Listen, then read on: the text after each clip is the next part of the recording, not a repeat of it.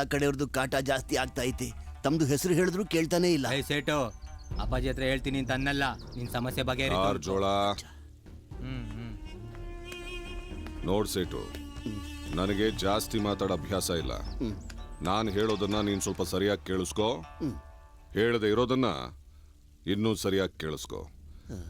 ನಿನಗೆ ಯಾರಿಂದನೂ ಯಾವ ತೊಂದರೆನೂ ಬರದೇ ಇರೋ ಹಾಗೆ ನಾನು ನೋಡ್ಕೋತೀನಿ ಅಂತ ಮಾತು ಕೊಟ್ಟಿದ್ದೀನಿ. ಅದಕ್ಕೆ ತಕ್ಕ ಹಾಗೆ ನಡ್ಕೋತೀನಿ. ಸರಿ ಸರಿ ವಯ್ಯ. ಒಂದು ಸತ್ಯ ಹೇಳ್ತೀನಿ ಕೇಳು.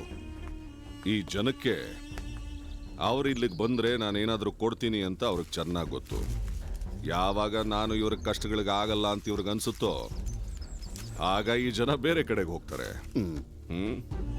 ಇನ್ನೊಬ್ರ ಕಷ್ಟಕ್ಕಾಗ್ಲಿಲ್ಲ ಅಂತಂದ್ರೆ ಅವತ್ತೇ ಎಲ್ಲ ಮುಗೀತು. ನೀನಿನ್ನು ಹೋಗ್ಬೋದು, ಮಿಕ್ಕದನ್ನ ನಾನು ನೋಡ್ಕೋತೀನಿ.